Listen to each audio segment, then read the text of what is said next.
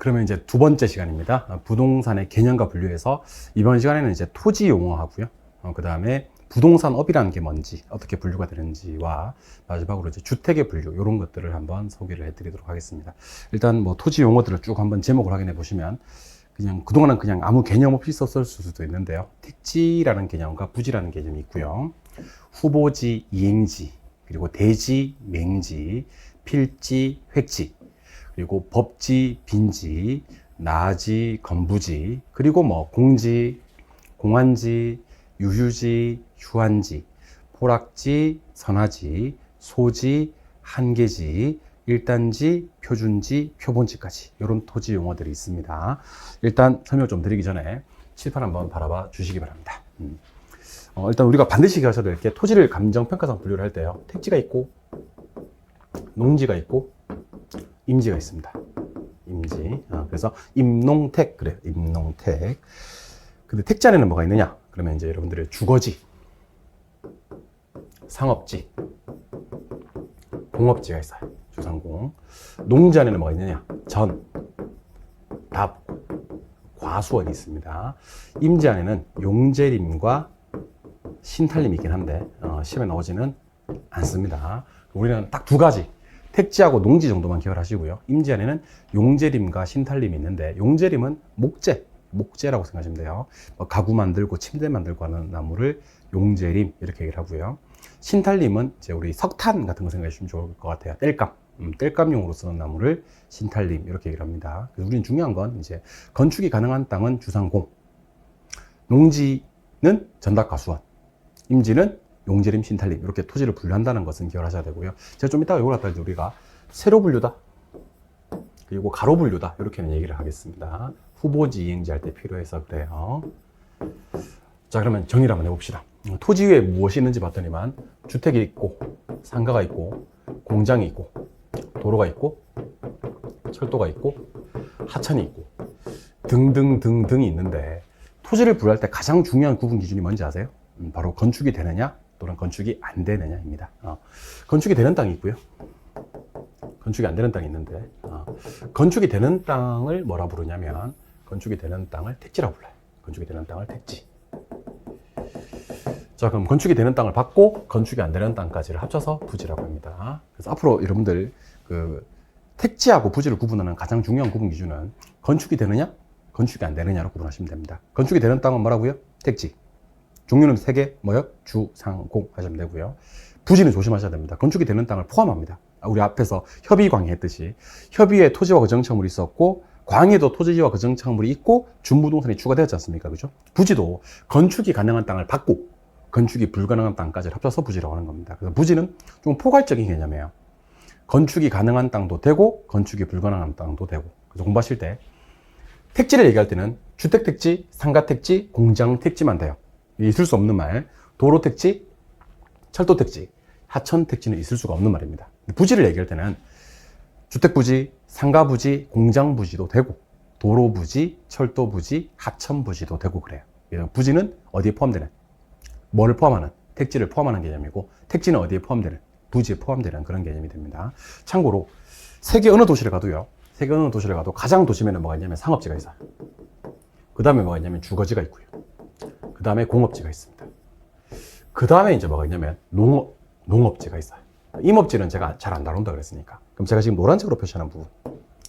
노란색으로 표시하는 부분을 우리는 뭐라 부르냐면 한계지라고 불러요. 한계지. 한계지는 한마디로 표현하면 택지 이용의 좀 어려운 말이 나오네요. 택지 이용의 최원방권이다 이런 말을 써요. 최원방권. 그래서 최원방권이란 말이 너무 어려우시면 최원방권은 끝에 있는 땅을 얘기한다고 생각하시면 돼요. 그러니까 방금 제가 건축이 가능한 땅 주상공을 택지라고 했지 않습니까? 그죠? 예. 이 택지 끝에 있는 땅, 요 땅, 노란색 땅, 요 땅을 한계지라고 합니다. 한계지는 택지하고 농지를 구분짓는 땅을 한계지라고 하고요. 우리가 그 토지를 구입하실 때는, 토지 투자를 하실 때는요, 요 한계지 주변에 농지를 사시면 좋습니다. 한계지 주변의 농지는 아직까지는 땅값이 싸요. 그죠? 농지니까. 근데 곧 택지에 포함될 예정인 땅. 그러니까 이런 땅을 우리는 택지 후보지란 말을 써요. 택지 후보지. 그러니까 택지 후보지에 있는 농지를 사는 것이 좋다라는 얘기를 드립니다. 그러니까 이제 건축이 가능한 땅이 되어버리는 순간 땅값이 많이 오를 테니까 한계지라고 부릅니다. 한계지는 택지의 끝에 있는 택지용의 최온방권상에 있는 땅, 한계지라고 하고, 한계지는 택지와 농지에 경계되는 땅이다 라고 생각하시면 됩니다. 그럼 자연스럽게 후보지란 땅과 이행지란 땅을 한번 살펴볼 건데, 요거는 설명을 좀 들으셔야 됩니다. 자, 한번 들어보세요. 자, 농지가 택지로 용도 전환이 됩니다. 주거지가 상업지로 용도 전환이 됩니다. 토지는 얼마든지 용도가 다양하기 때문에 용도 전환이 이루어질 수 있거든요. 농지가 택지로, 주거지가 상업지로 용도 전환이 될 수가 있는데, 농지가 택지가 되어버리면 이제 이 땅을 택지라고 부르고요. 주거지가 상업지가 되어버리면 이 땅을 상업지라고 부릅니다. 근데 농지가 택지로, 주거지가 상업지로 용도 전환 과정에 있다. 과정. 용어로 뭐예요? ing. 한자로 뭐예요? 진행 중. 진행 중. 이런 땅은 일단 농지를 떠났기 때문에 농지가 아니에요. 두 번째, 택지가 되지 않았기 때문에 택지도라고 부르기도 애매합니다. 그럼 농지도 아니고 택지도 아닌, 농지가 택지로 바뀌어가고 있는 용도 전환 과정에 있는 땅은 우리가 후보지 또는 이행지라고 부릅니다. 후보지 또는 이행지. 근데 어떨 때 후보지고 어떨 때 이행지냐면요, 세로가 바뀌면 후보지고요, 가로가 바뀌면 이행지예요. 그럼 앞에서 배운 거 다시 복습을 한번 해보면, 자, 택지, 농지, 임지 이렇게 바뀌는 거, 세로가 바뀌는 건 후보지예요. 후보지. 근데 택지 내에서 이렇게 주상공길이 바뀌고 농지 내에서 전답과길이 바뀌는 거예요. 어차피 임지는 시험에 안 나온다고 했으니까 이행지입니다. 자, 그럼 시험은 어떻게 나오느냐? 저 따라 한번 해보실까요? 따라하자고 할 때는 따라하는 게 좋다 그랬죠? 한번 따라해보세요. 택지, 농지, 임지, 상호간. 그렇습니다. 택지, 농지, 임지, 상호간에 바뀐다는 얘기는 세로가 바뀐다는 얘기예요. 얘네들끼리. 그러면 이걸 후보지라고 그래요. 택지, 농지, 임지. 자, 또 따라해봅시다. 택지, 농지, 임지, 내에서. 택지, 농지, 임지 내에서 용도 전환이 되고 있으면 이행지가 되는 거예요. 택지 내에서 주상공길이 바뀌어야 돼. 농지 내에서 전답과길이 바뀌어야 돼. 그러면 이거는 이행지가 되는 겁니다. 그래서 우리가 임농택에 대한 구분은 반드시 하시고요. 임지에서 농지로, 농지에서 택지로 이렇게 상호간에 바뀌는 땅은 무슨지? 후보지. 택지, 농지, 임지 내에서 전환이 되고 있는 땅. 택지 내에서 주상공길이, 농지 내에서 전답과길이, 임지 내에서 용신길이 바뀌는 땅을 이행지라고 합니다. 그래서 아까 설명드린 거 다시 한번 가보면, 농지에서 택지로 바뀌는 것은 택지, 농지, 임지 상호간에 바뀌는 거니까 이거는 후보지가 되는 거고, 주거지에서, 주거지에서 상업지로 바뀌어가는 것은 택지 내에서 바뀌는 거니까 이행지가 되는 겁니다. 그래서 택지, 농지, 임지, 상호간인지 내에서인지가 중요한데요. 상호간에 바뀌면 다시 한 번 더 무슨지요? 후보지. 이렇게. 내에서 바뀌면 무슨지? 이행지. 이렇게 구분하시면 좋겠습니다. 그럼 우리가 벌써 토지 용어를 몇 개 배우셨냐면 순식간에 5개를 배우셨어요. 그러니까 이게 해결이 안 될 것 같은데 하나씩 해결이 됩니다. 한번 해볼까요? 건축이 가능한 땅을 말하고요. 주상공을 얘기하는 건 뭐고요? 택지. 요 주상공 택지를 받고 건축이 안 되는 도로, 철도, 하천에도 쓸 수 있는 말은 뭐라고요? 부지. 부지는 위에 무엇이든지 관계없이 바닥에만 있으면 쓸 수 있는 포괄적인 말이라고 그랬어요. 그리고 택지 이용의 최온방권. 택지 끝에 있는 땅은 무슨지? 한계지. 택지, 농지, 임지 상호간에 전환되고 있으면 무슨지? 후보지. 택지, 농지, 임지 내에서 전환이 되고 있으면 무슨지? 이행지. 그래서 세로가 바뀌는 거야. 임지에서 농지로, 농지에서 택지로 바뀌고 있으면 상호간에 바뀌는 거니까 후보지. 택지 내에서 주상공길이, 농지 내에서 전답과길이, 임지 내에서 신탈림, 용제림길이 바뀌면 이행지. 이렇게 보시면 됩니다. 자, 그럼 이번에는 필지하고 획지하고 한번 살펴보도록 하겠습니다. 필지란 땅이 있고요, 획지란 땅이 있습니다. 자, 필지는 하나의 지번이 붙는 토지의 등기단위, 등록단위라고 얘기를 합니다. 등록단위. 요거는 이제 법적 개념의 땅이라면, 획지는 뭐냐면 가격 수준이 비슷한 일단의 토지입니다. 가격 수준이 비슷한 일단의 토지를 획지라고 하고요. 얘는 경제적 개념의 토지입니다. 자, 그럼 먼저 알려드릴 테니까 칠판 한번 바라봐 주시기 바랍니다. 이건 좀 쉬워요. 자, 여기 22번지 땅이 여기 있습니다. 23번지 땅이 이렇게 있고요. 24번지 땅이 이렇게 있고요. 25번지 땅이 이렇게 있어요. 이걸 갖다 우리는 22번지, 23번지, 24번지, 25번지를 갖다 우리는 지번이라고 그래요. 지번. 대한민국에 있는 모든 토지는요, 이렇게 지번을 붙여서 등기 등록을 하고 있거든요. 이런 땅을 우리는 필지라고 합니다. 필지. understand? 네, 그래서 우리 중개업 나중에 하시게 되면요. 자, 제가 토지를 팔고 싶은데요. 그러면 지번 불러주세요. 먼저 얘기하거든요. 이게 필지예요, 필지. 지번 붙여서 등기 등록하는 땅. 누구 땅인지를 알기 위한 법적 개념의 땅을 필지라고 합니다. 가격을 책정해 봤더니만 가격이 여기 평당 1,000만 원이고요. 여기도 평당 1,000만 원대예요. 여기도 평당 1,000만 원대고요. 여기도 평당 1,000만 원대입니다. 그러면 이 일대는 평당 1,000만 원으로 묶을 수가 있는 겁니다. 이게 이제 하나의 획지가 되는 거예요. 획지. 그러면 이런 경우도 있을 수 있겠네요. 그죠? 자, 제발 한번 보시죠. 여기 이제 22번지 땅이에요. 끝. 22번지 땅. 요거는 몇 필지는 한 필지예요. 근데 여기가 이제 상가 정문이고요. 여기 상가 후문인데, 상가 정문은 유동인구가 막 엄청나게 많아요. 하루에 10,000명 정도 유동인구예요. 근데 상가 후문은 저 구석탱이에 있고, 뭐, 유동인구도 별로 없어. 근데 점포가 몇 칸이 있냐면 4칸이 있는 거예요. 점포 4칸. 자, 요 기역 점포, 니은 점포, 디귿 점포, 리을 점포, 이렇게 있습니다. 여기는 평당 1,000만 원인데, 여기는 평당 600, 여기는 평당 400, 여기는 평당 200. 좀 극단적으로 보겠습니다. 그럼 필지는 한 개인데, 이렇게 획지는 여러 개가 되는 겁니다. 그래서 첫 번째 경우는 몇 필지가? 네 필지가 지번이 4개 붙어 있으니까 한 획지가 되는 그런 땅이고요. 두 번째는 한 필지가 획지가 몇 개로? 한 필지가 획지가 4개로 나뉘어지는 땅이다라고 보시면 될 것 같아요. 무슨 말인지 이해하셨죠? 그죠? 예, 그러니까 단순히 지번 붙여서 등기 등록하는 땅은 필지고, 가격 수준, 지번과 전혀 관계없이 가격 수준이 비슷한 한 묶음, 1단이라 그래요. 가격 수준이 비슷한 한 묶음의 1단의 토지는 획지라고 한다라고 구분하시면 좋을 것 같아요. 시험에 많이 나오는 토지니까 지번 붙여서 등기 등록하는 땅은 필지, 가격 수준이 비슷한 경제적 개념의 땅은 획지. 이 중에서 24번지 땅 한번 보세요. 24번지 땅. 24번지 땅은 다른 토지에 둘러싸여서요, 도로의 접속면이 전혀 없는 땅이죠. 이런 땅을 우리는 맹지라 그래요. 맹지. 맹지는 중요한 특성이 도로의 접속면이 없다. 접속면이 없다. 따라서 건축법상 허가를 받을 수가 없는 땅입니다.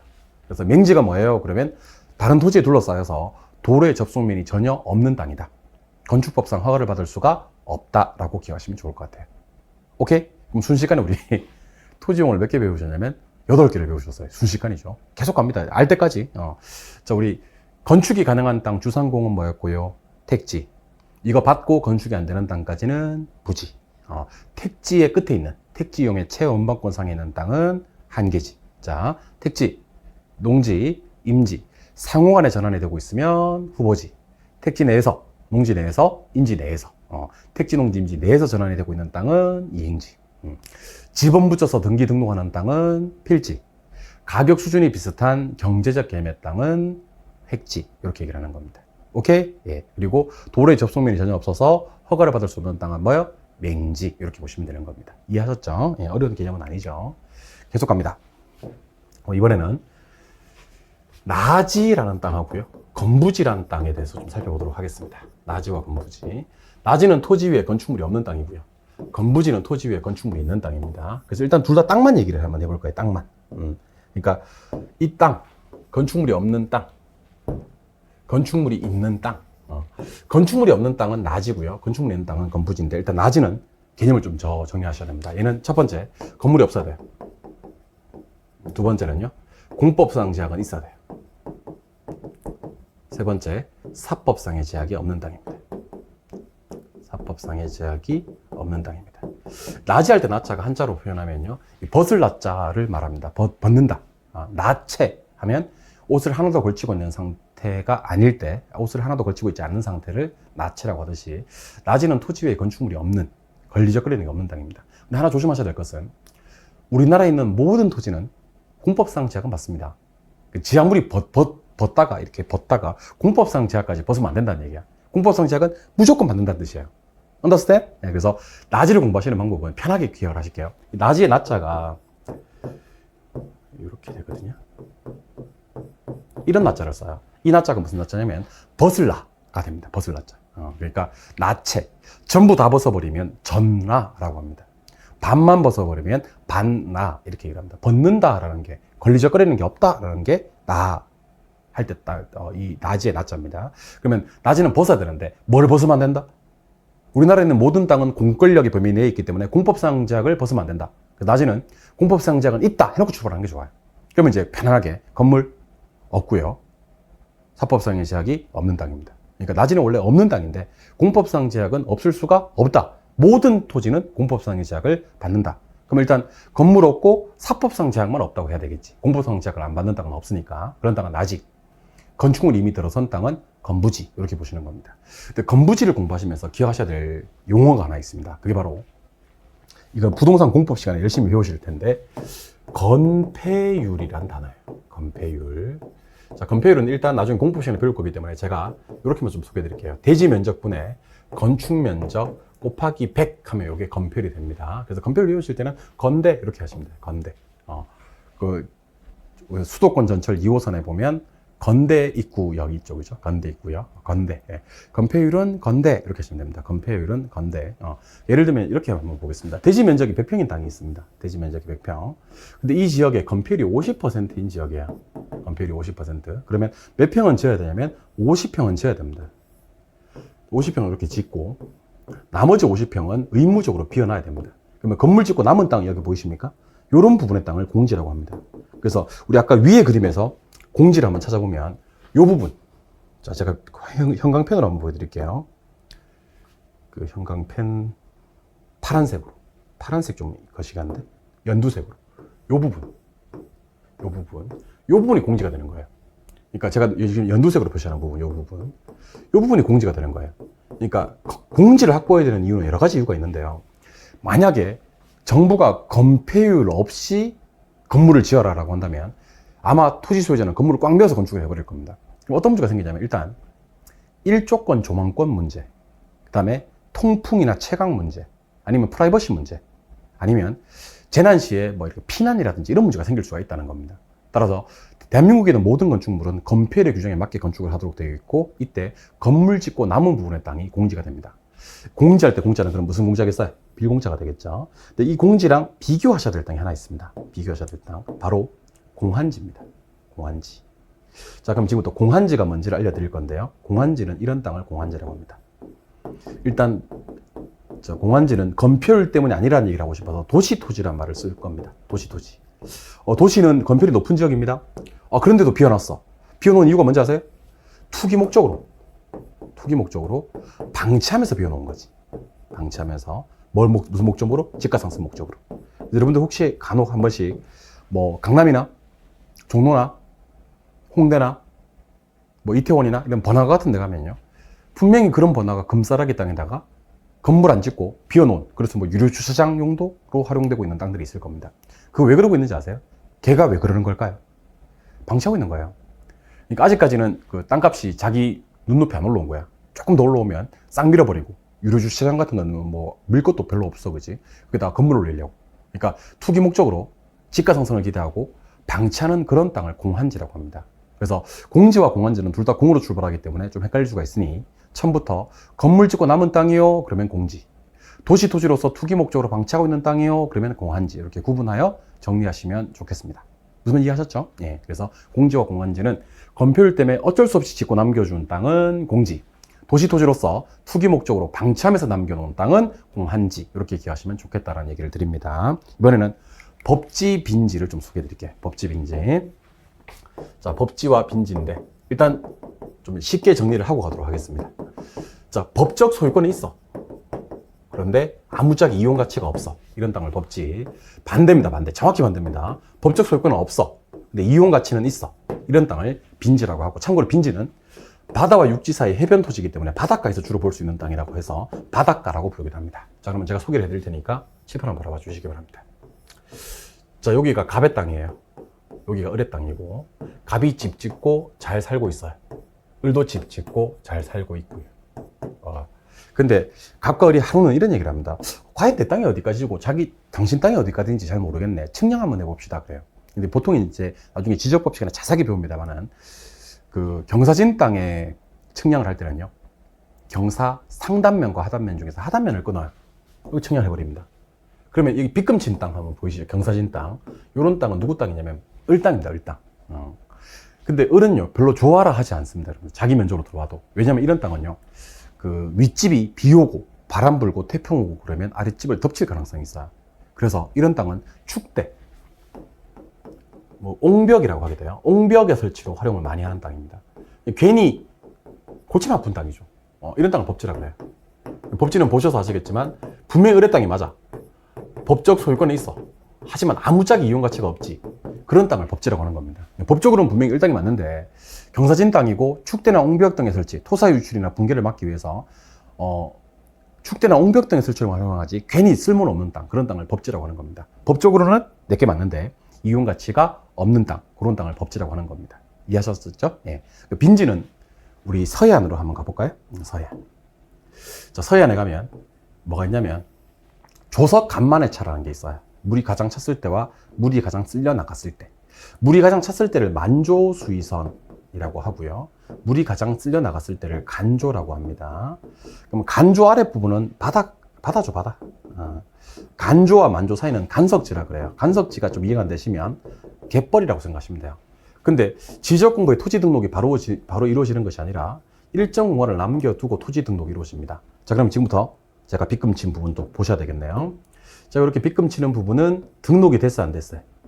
안 됐잖아요, 아직까지. 그러면 얘는 등록이 안 된 땅이기 때문에 법적 소유권은 없는 땅입니다. 근데 여름철에 우리가 백사장을 이용합니까? 안 합니까? 백사장 생각하시면 돼요. 이용 가치가 있죠. 이런 땅을 또 우리는 빈지라 그래요, 빈지. 빈지는 법적으로 등록은 된 땅이 아니야. 따라서 법적 소유권은 없는데 이용 가치가 있는 그런 땅을 빈지라고 하는 겁니다. 그래서 자세하게 얘기하면 뭐 해안선부터 토지 등록 지점 사이의 땅이다, 이렇게 얘기를 하기도 하는데 그거는 시험에 잘 안 나오니까 시험에 나오는 것만 말씀을 드리면, 자, 법적 소유권이 있어. 이용 가치가 없어? 그럼 법지.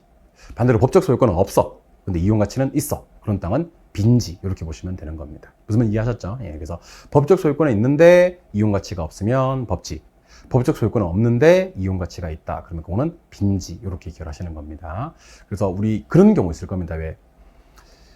물론 이제 부모가 자식을 많이 사랑합니다. 저도 이제 자식이 있지만 사랑합니다만 사춘기 오고 말 좀 안 듣고 이럴 때는요, 정말 법적으로 내 자식은 맞는데 맨 사고나 치고 막 정말 아무짝에 쓸모는 없고 그럴 때가 있습니다. 그럴 때 한 번씩 여러분들 이런 법지 같은 자식 이렇게 한번 하시면 돼요. 법적으로 내게 맞아요. 확실합니다. 이건 닮았어, 씨. 근데 아무짝에 쓸모가 없고, 물론 나중에 효자가 되겠지. 효녀가 될 거고. 근데 지금 당장의 기분을 얘기하는 거예요. 그러니까 법적으로 내게 맞는데 아무짝에 이용 가치가 없을 때 법지라고 하는 겁니다. 법지. 이런 법지 같은 자식 이렇게 한번 해주시면 좋을 것 같아요. 알겠죠? 공부한 거 써먹어 보는 거야. 말도 안 듣고 법적으로 내게 확실한데, 말도 안 듣고 그러면 이런 법지 같은 자식 이렇게 얘기를 합니다. 오케이? 근데 얘 친구가 있는데 법적으로 내게 아니지. 근데 얘가 더 잘해. 막 어머니 무거운 들지 마세요. 막 그러고 내 자식은 가만히 있는데 막 짐도 막 들고 막 그래. 그런 자식을 빈지 같은 자식 이렇게 하시면 되겠죠. 재미없나? 없으면 어쩔 수 없고. 아무튼 법적으로는 소유권이 있지만 이용 가치가 없는 땅은 법지. 법적으로 소유권이 없는데 이용 가치가 있는 땅은 빈지. 빈지는 바다와 육지 사이 해변사에 있기 때문에 주로 바닷가라고 부르기도 한다는 거 기억하시고요. 이번에는 요거는 이렇게 보는 게 좋겠네. 그 유휴지와 휴한지라는 땅이 있습니다. 유휴지와 휴한지. 오늘 한자를 한번 봅시다. 유휴지 할 때 유자, 유자와 휴한지 할 때 휴자, 요 휴자를 좀 보시기 바랍니다. 유휴지 할 때 유자는요, 놀유자예요. 놀유자. 휴한지 할 때 휴자는 나무 옆에 사람이 쉬고 있죠. 실유자예요. 자, 노는 것과 쉬는 것의 공통점과 차이점 혹시 알고 계세요? 노는 것과 쉬는 것 차이점? 현 상태에서는 일을 안 하고 있어요. 둘 다. 근데 노는 것은 어제도 놀았고 어제도 일을 안 했고 지금도 일을 안 하는 것은 노는 거예요. 오케이? 어제까지 일을 했는데 오늘 일을 안 하고 있는 건 쉬는 거예요. 누가 여러분들한테 물어요. 야, 너 요즘 뭐 하고 있어? 어제까지는 분명히 일을 했어요. 근데 지금은 일을 안 하고 있어요. 나 잠깐 쉬고 있어 라고 하시면 됩니다. 근데 분명히 어제도 일을 안 했어요. 그리고 오늘도 일을 안 하고 있어요. 그럴 때는 나 지금 놀고 있다 라고 해야 됩니다. 아시겠죠? 솔직하게 얘기해야 됩니다.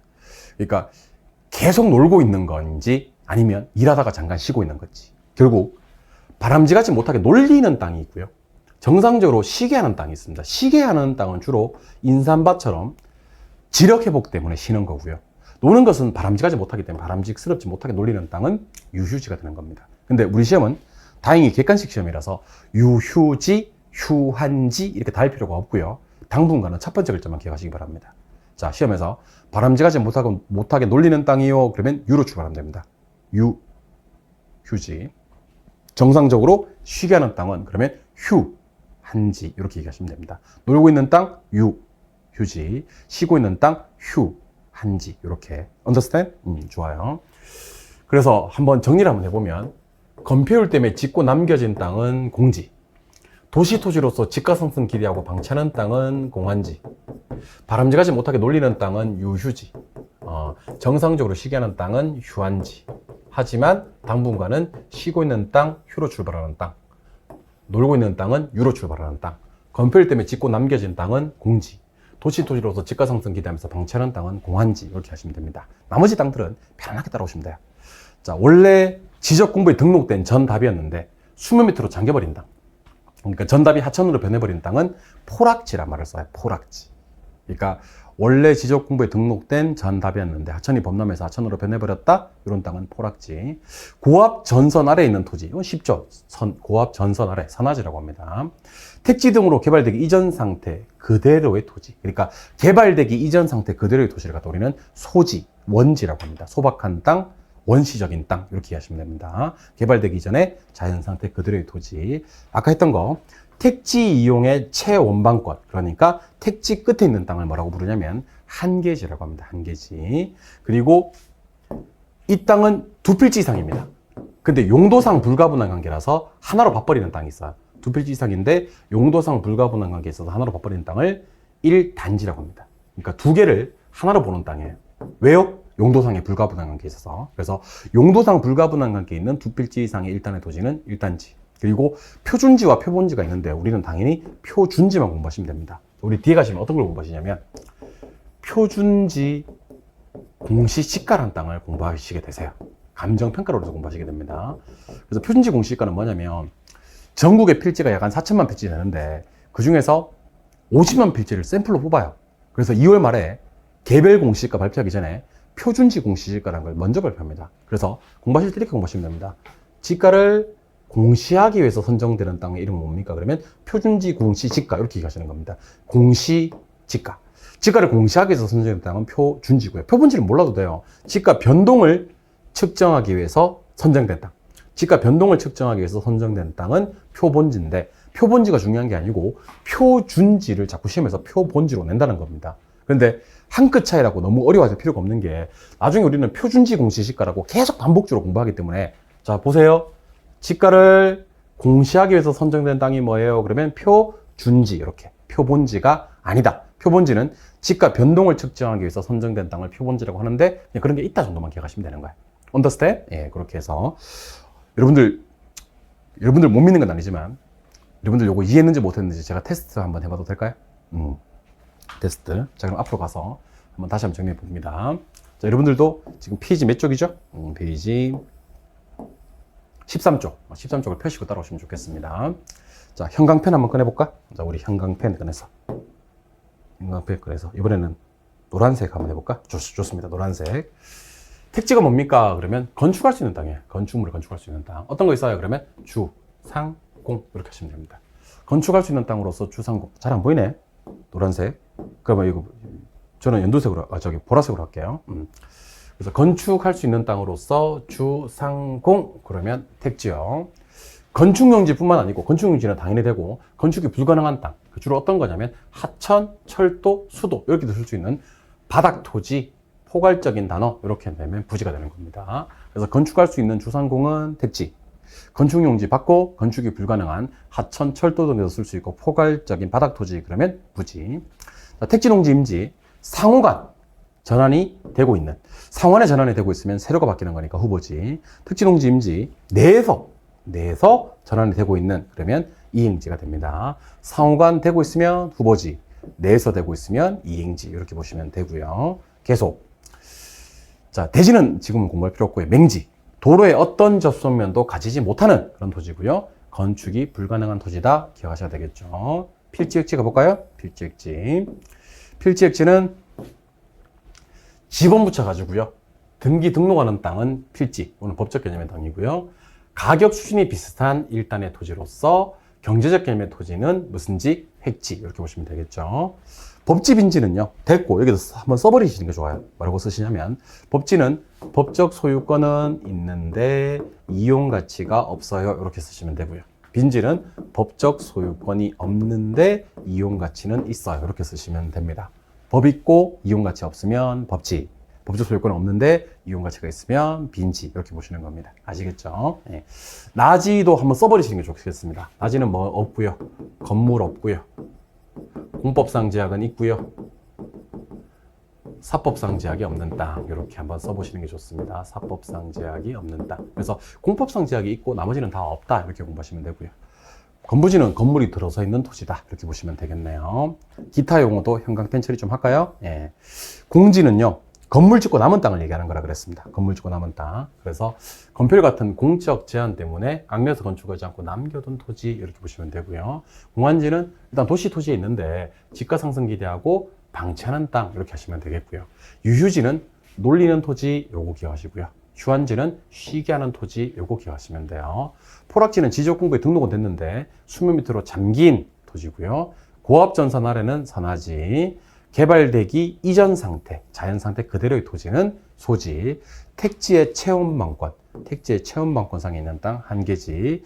용도상 불가분한 관계에 있는 두 필지 이상 일단의 토지 두 개를 하나로 보는 땅이 일단지입니다. 지가를 공시하기 위해서 선정된 땅은 표준지가 됩니다. 되셨나요? 그러면 요까지 저랑 그 문제풀이 한번 하고 가도록 하겠습니다. 그러니까 까먹기 전에 아직 따끈따끈할 때 문제풀이를 한번 해보도록 하겠습니다. 지금 우리 여기 토지 용어 한 거예요. 토지 용어. 토지 용어 했고 아까 2번까지 풀어봤었죠? 네, 3번부터 한번 가볼게요. 토지 용어에 관련된 설명이다. 옳은 것을 찾아라. 그랬습니다. 31회 때 나왔던 문제. 자, 출발 한번 해볼까요? 오케이. 갑니다. 지번 붙여서 등록했대요. 하나의 지번이 붙는 토지의 등록 단위. 이런 것들은 필지 해야 되겠죠. 필지. 지번 붙여서 등록하는 땅은 필지. 가격 수준이 비슷한 경제적 개념의 땅을 획지라 그랬죠. 후보지는 택지농지 임지 내에서, 내에서 전환이 되고 있는 것 후보지 아니고, 요거 뭐라 그랬죠? 이행지 그랬습니다. 후보지는 택지농지 임지 상원에 바뀌는 땅이었죠. 낮에는 토지 위에 정착물이 없다. 예, 건물 같은 거 없어요. 공법상 및 사법상 제약이 없는 토지. 공법상은 삭제가 들어가야 됩니다.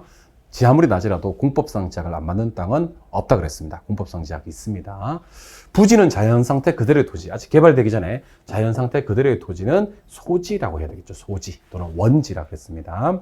포락지, 방금 했었죠. 포락지는 지적공부에 등록된 땅이었는데 수면 밑으로 잠겨버린 토지. 그런 땅을 포락지라고 하는 거 맞습니다. 이 문제 답은 몇 번이요? 5번이 되는 그런 문제입니다. 다시 할게요.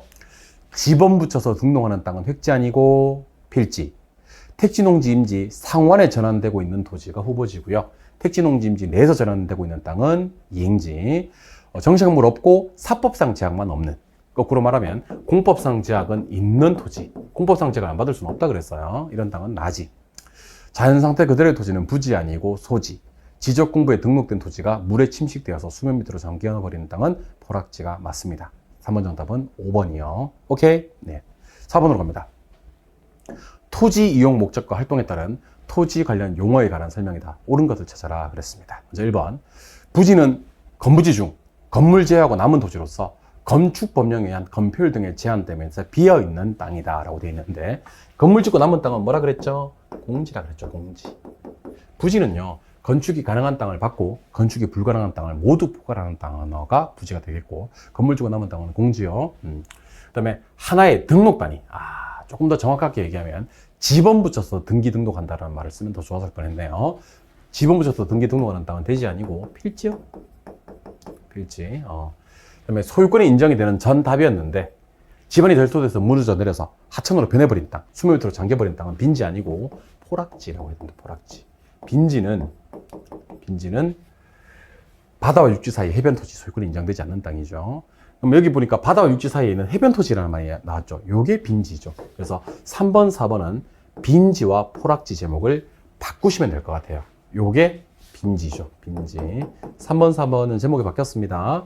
대지 등으로 개발되기 전에 자연상태 그대로의 토지. 자연상태 그대로의 토지는 소지가 맞습니다. 답은 5번이고요. 다시 한번 정리해드리면 건물 짓고 남은 땅은 공지요. 지번 붙여서 등기 등록하는 땅은 필지요. 3번, 4번은 제목이 바뀌어서 전답이 하천으로 변해버린 땅이 포락지고 소유권 인정이 되지 않습니다. 바다와 육지 사이 해변 토지를 빈지라고 하는 겁니다. 개발되기 전에 자연 상태 그대로의 토지는 소지가 되는 거죠. 5번. 토지 관련 용어의 설명으로 옳은 것을 모두 골라라 그랬는데 건축이 가능한 땅 주상공 주상공 나왔네요. 주상공. 요게 택지입니다. 택지. 기억 옳고요.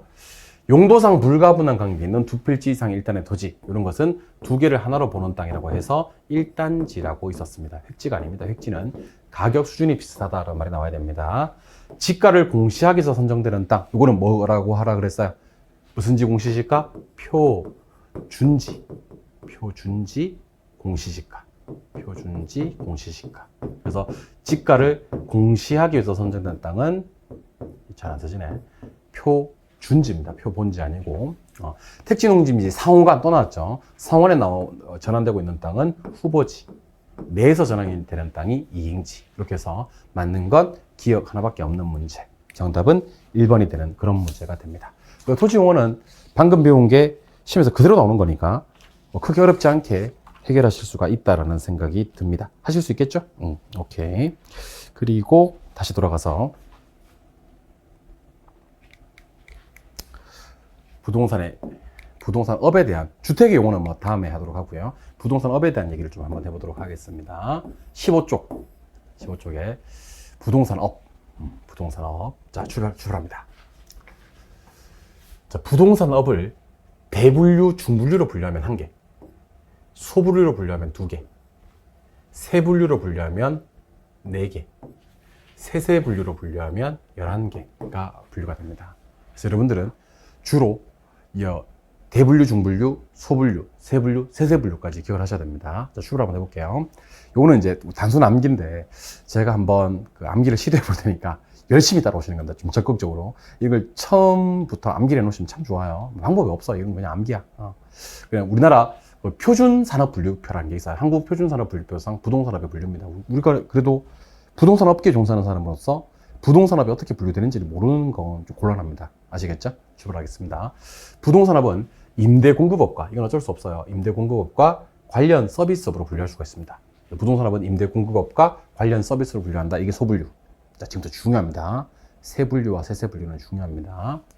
먼저 임대공급업은요, 임개공이라고 암기합니다. 자, 따라해볼까요? 임개공.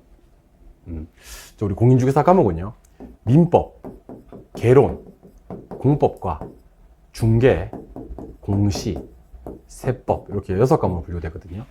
공인중개사 6과목 중에서 가장 중요한 과목이 3과목입니다. 그게 바로 민개공입니다. 민개공. 그래서 뭐 중개, 공시, 세법 같은 경우는 뭐 중요하지 않다는 얘기는 아닌데, 누가 여러분들한테 공인중개사 과목이 몇 과목이야? 라고 물으면 민개공과 기타 작과목 이렇게 얘기해 주시면 됩니다. 아시겠죠? 그래서 민개공 아니죠. 임개공 맞습니다. 임개공으로 기억하시는 겁니다. 민개공 떠올리면서 임개공, 개공 붙여서 임개공. 임대업과 개발공급업이 있습니다. 임개공. 그 다음에 여러분들 고려시대 때, 지금 그 성균관이라는 거 알고 계시죠? 성균관은 조선시대를 대표하는 우리나라 국립대학입니다. 그러면 성균관 전신, 고려 성종 11년에 만든 국립대학이 어딘지 아세요? 국자감이라고 있습니다. 국자감. 국자감은 어디서 만들었냐면 국가에서 만든 대학입니다. 오케이? 그래서 국자감은 국가를 관이라고 하거든요. 관공서의 관. 그래서 관에서 만든 가장 대표적인 국립대학교 국자감 아니죠. 중자감 맞습니다. 중자감으로 기억하시는 겁니다. 관, 중자감. 여러분들 제가 아까 그랬죠. 이게 나중에 저걸 저딴 식으로 왜요? 이렇게 생각하실 수가 있는데 해봅시다. 나중에 다 피가 되고 살이 되니까. 하실 수 있겠죠? 예. 그래서 한번 가보겠습니다. 부동산업은 크게 둘로 나뉠 수가 있습니다. 임대공급업과 관련 서비스업. 임대공급업은 임개공, 임대업과 개발공급업.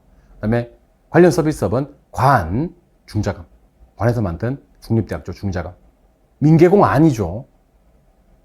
민개공, 그렇죠. 민개공 아니죠. 임개공 맞습니다. 국자감 아니죠. 중자감 맞습니다. 그래서 이건 어떻게 공부하신다고요? 임개공. 이건 어떻게 공부하신다고요? 관, 중자감. 그래서 나머지 요거 11개 암기하는 것은 제가 11월달 가서 해드리도록 할 테니까 여러분들 적어도 이건 해야 돼. 이건 진짜 해야 돼. 부동산업은 무슨 업과? 임대공급업과 관련 서비스로 구분된다. 임대공급업은 뭐? 임개공. 관련 서비스업은 관, 중자감. 한 다음에 그러면 임대공급업에는 뭐가 있어요? 그러면 임대업과 개발 공급업이 있고 임개공. 그래서 관련 서비스업은 관리업과 중자감, 중개, 자문, 감정, 평가업이 있다라고 생각하시면 됩니다. 오른쪽 11개는 훨씬 더 쉬워요. 지금은 뭐 공부하시는 거? 임개공과 중자감으로 공부하시기 바랍니다. 자, 그럼 여기까지 문제 하나 풀어봐야 될 것 같아요. 문제. 우리 오늘 나눠드린 자료에 6번 문제 한번 가보겠습니다. 나오잖아, 봐. 이렇게 나온다니까. 그러니까 해야 된다니까? 결혼생 하자 그러면 해야 된다니까? 오케이? 네, 합시다. 힘들어도. 자, 부동산 관련 서비스업에 해당되지 않는 것을 찾아라 그랬어요. 관련 서비스업. 자, 관련 서비스업에는 어떤 것이 있냐면요. 중자감이 있습니다.